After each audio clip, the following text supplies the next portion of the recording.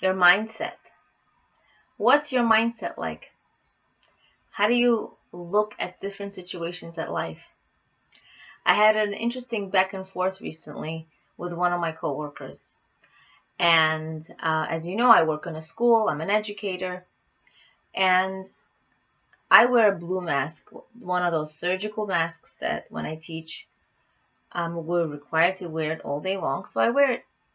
And one of my coworkers who work in the building said to me, "Why don't you wear a different mask? You know, you always wear the blue mask, the blue surgical mask." And I said, it's very comfortable. The cloth ones really hurt my ears, and it's just comfortable for me. I like it. And the reply was, just get ones that match. It's such a cool thing. Don't wear the same thing every day. Obviously, I changed them, but it was interesting to me. It was interesting to me. It made me think. Now, during this corona pandemic, and it's not finished yet, we are required to wear a mask, especially when we're in public places. Now, people can look at it in different ways. One of the ways we can look at it is a fashion statement. Now we have to wear it so it matches our clothes. What is it really all about? Honestly, spiritually speaking, it's much more than that. We have to watch how we speak. It's a mindset. But this person's mindset was, hey, make it a fashion statement. Wear a different one all the time. And this person even offered me some extensions so I could put it, behind the mask, the strap, so it could be longer so it doesn't bother my ears. And it was just interesting to me. It made me think. I said, when I try to look at the mask, because I have to watch the way I speak, I have to become better at speaking in a more elevated way. That's the message that I'm trying to take away from this. But this person said, just like make it match, make it look better. This is a fashion, accessory. And it made me think, our mindset, the way we look at life. And I'm really looking forward to sharing with you 7 mindsets, 7 ways of looking at life, an ordinary day. An ordinary day. You look at your life and you approach life differently. You approach life more meaningfully on a daily basis, going through what you go through, living your day. I read a quote recently and it read, "A journey of 1,000 miles begins with one step."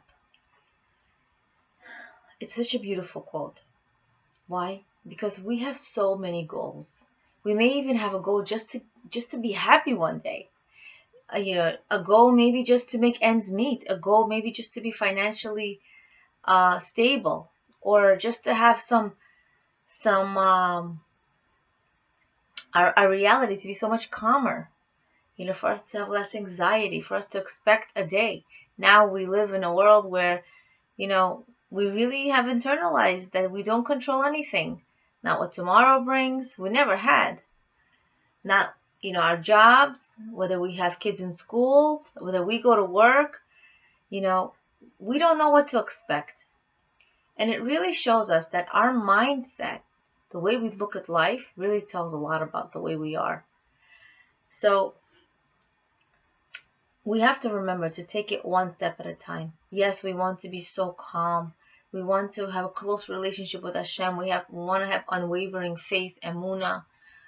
We want to be able to be patient, to just move on with the currents of the day in a calm way. But we have to remember that it's all one step away on this new journey of being serene, calmer, happier, and of course, trusting in Hashem that He's always taking care of us. He knows what He's doing. He makes no mistakes, and He loves you more than you will ever love yourself. So He has everything under control. We just have to rely on Him, rest on His shoulder, and really let go and let God. Let Him take over. But the mindset that I wanted to share with you really will help you live the ordinary days and tap into living in an elevated way, a more spiritual way, a more meaningful way. So here we go. Mindset number 1. When you look at a hallway, whether a hallway in a building, at work, and at home in your apartment, it doesn't matter. A hallway is representative of our lives. We do not live this life as an end to itself. It's not. Our life is a hallway.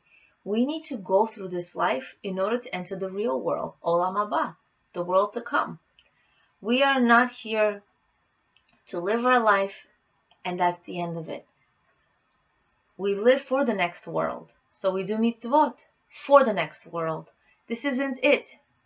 So it's a statement I heard. We live to die. In other words, the way you live this world is the way the merits you will accrue when you pass away. So the hallway is just where we are, where we're living. So when you're experiencing challenges, different challenges, you can say to yourself, as you walk down that hallway, you could say to yourself, this is only temporary. It's going to pass. It's a hallway. I want this challenge to make me. I don't want this to break me. I want to look back 20 years from now and say, wow, I'm so glad I was strong. I'm so glad I believed in myself, that I made it with Hashem's help, that I overcame this challenge and I didn't lose hope and I didn't give up. So we want to be able to remember life is a hallway. It's a hallway. A hallway is just going to pass, and we want to be able to live our 70, 80, 90 years, however long Hashem gives us, live it meaningfully. No matter how long someone lives, they usually say, it went by so quickly. Number 2, water. When you look at water in any form, water represents Torah. And we say the bracha shahakol when we drink water. We say a blessing before we drink. Shahakol means everything. Everything comes from you, Hashem, and everything is good. Things don't look so good sometimes. Things look negative, or people are negative, or people are difficult, situations are hard. So it doesn't look sweet, but it is good. It is good. It is purposeful. It is meaningful. So it is good. Torah is sweet. When you put Torah into your life, your hardest challenges just soften. They become less difficult, and Hashem guides you. Hashem guides you to overcome them. So Torah is sweet. Torah is delicious. And we must remember, everything comes from Him. Everything comes from God. And everything Hashem does is good. He's not there to hurt us. He's there. He's rooting for your success. He's your biggest cheerleader. He wants you to do well. He wants you to overcome everything you're meant to overcome, and do so in flying colors. Number 3, spoiled food.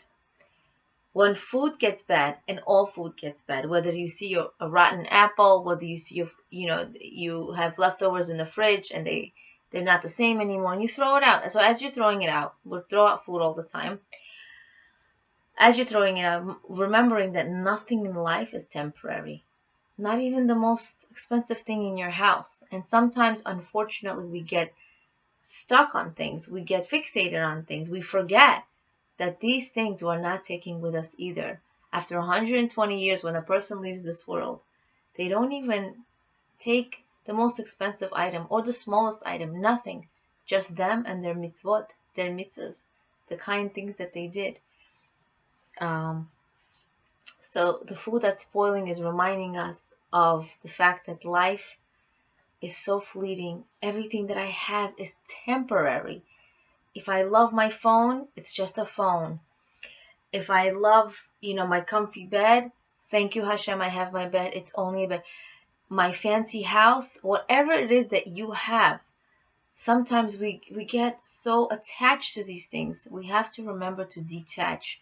That this thing in my life is only there to serve me, whether it's my bed, whether it's my watch, whether it's my phone, whether it's my house. I'm there to do my purpose. So that's really all it is. And unfortunately, in society we live in, something like money is like we idolize money. We're after it all the time, unfortunately. And the more you have, the better. You have what you need. If the more you have, the more you have to give away, the more you have to use it wisely. So we have to remember that everything that we have, eventually it spoils. So we have to remember to use it wisely and not get so attached. Number 4, bridge. When you see a bridge, when you're driving down the highway, or when you look at a picture of a bridge, you remember, you can be the bridge between two people or between yourself and someone else. The bridge can remind you to make peace between other people, to make shalom. When there's peace between people, any challenge is softened. Your life is sweeter. We don't carry resentment for 20, 30 years. Sometimes people carry resentment for so many years. They remember what happened, what day it was, what they were wearing, all details. That resentment has built up over many years, and it snowballed. It was a marble, it snowballed. It became a basketball. Something that's so small became so big because unfortunately, the person dealt with resentment and anger over the situation and the people. So when you're a bridge, you are the, the connection between two people or yourself and someone else of peace.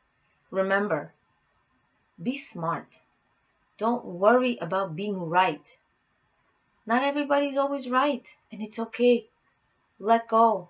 Be smart. Make peace between people, because that's ultimately what Hashem wants. If you have children, if you're a teacher, you want your children to get along. It's your biggest gift.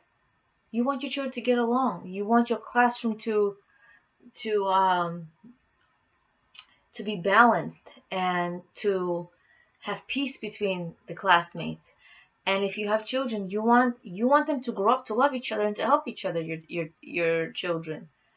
So that's like a parent's worst nightmare, probably, is a biggest fear is for the children not to get along, to not to be close, not to love each other, not to help each other. Number 5 is rain. Rain represents blessing. Now, when we look at rain, we may feel, ugh, I have to stay inside. It's muddy outside. It may be humid. It doesn't look like it's a blessing. But the rain ultimately is a blessing for those who are willing to receive it. If the soil is fertile and rich and ready, and it's willing to receive the rain, it's going to sprout plants and beautiful flowers and beautiful greenery. But if it's not, that means it's just not willing to receive blessing. And we have so much blessing in our lives. So when you see rain, look at your blessings in your life. You have so many blessings, whether it's a job that you love, or a job that you don't have to travel so far to, or children in your life, or parents that are healthy, you're healthy, any single blessing. Maybe you have a relative who you confide in, or a good friend, or shelter, a beautiful home. Maybe you live in a nice community. It's all a gift. Even the smallest thing in your life is a gift. There's so much blessing. Even if it's, filter in your kitchen, filtered water, or a fridge that has water or ice. Not everybody does. It's all an incredible gift. And at the end, I will teach you a practical way in order to tap into your blessings very quickly in about a minute a day, and you'll be able to be happier and aware of your blessings in life. Okay. Remember, when you acknowledge what you have, you appreciate it. And at one point I read a quote that said, be happy with what you have before you cry about what you had. So acknowledge what you have before, we really appreciate things at a whole new level when, God forbid, we lose them.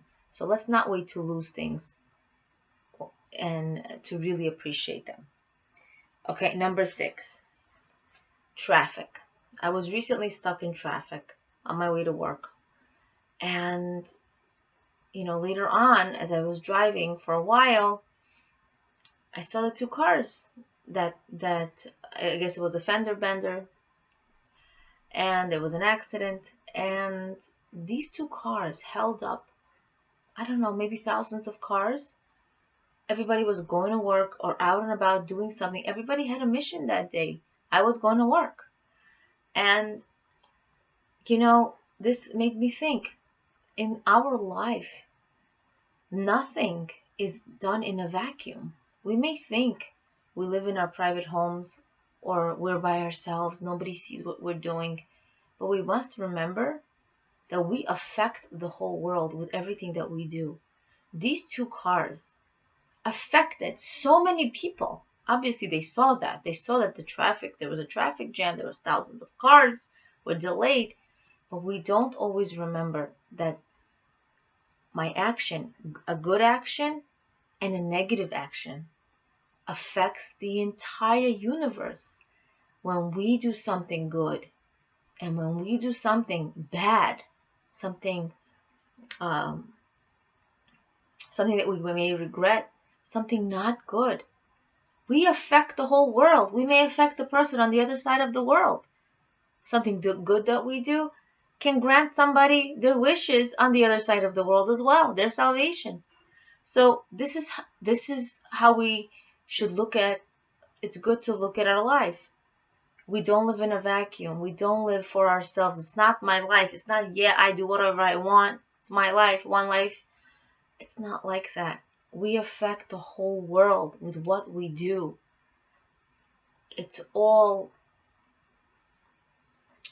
one unit, the whole universe. We see this with this virus. We see with this corona pandemic, this invisible virus. Something that I do, I may think that nobody sees, it doesn't really matter, it's a small thing, but I just affected the reality of the whole world, how it's functioning.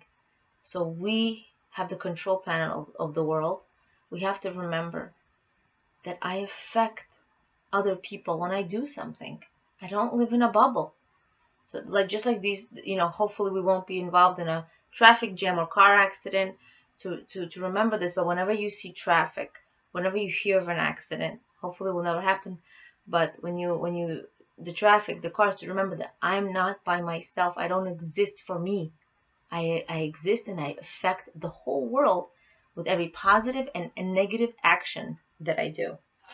So that's very important. Okay.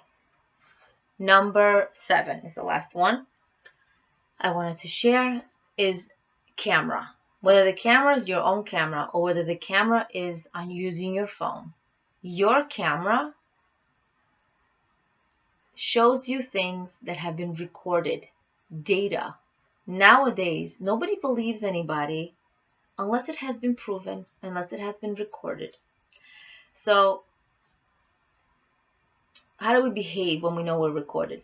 Sometimes I pass by, places or a house and says, smile, you're on camera, or, a store, meaning like, be careful. And you're like, okay, I have to watch what I'm doing. The truth is we're always on camera and we forget we're human. We forget that we are always being watched, and Hashem, our God, is recording every single thing that we say and do every day of our lives. So hopefully most of our lives are days that we're proud the way we live. That's the kind of life you want to live. A life that inspires you, yourself. A life you're proud of. Don't worry about impressing other people. You can't make everybody happy, and you don't live for anybody else. You live to make your creator happy. So if you're living most of your life, and every day more and more so, a life that you're proud to live, know that you're being recorded with everything that you're doing. So cameras, yes, it's technology. Yes, it doesn't sound so spiritual, but whenever you look at anything electronic, it can record. A computer, a TV, a phone, the radio, it's a recording. Just remember, this is a reminder that everything we do is also being recorded. And just to be more mindful, just to be more careful. So these are really important tips. Looking life when you're passing through a hallway, looking at water, food spoiling, passing through a bridge, when you see rain, if you're in a traffic, and also remember to smile because you're on camera. It's very, very important. I want to leave you with a last tip, and the tip is how to be connected to your blessings. And in 1 minute, you could be easily connected, and that is by tapping into your five senses. At any point in your life or during your day, stop and appreciate three things that you're looking at, three things that you're hearing, three things that you're seeing, hearing, three things that you love to taste. And so you're going through all your five senses and you're appreciating it. And this way it's going to help you live a more blessed life. Leah Abramov, Being and Becoming, awakening awareness of your greatness and potential.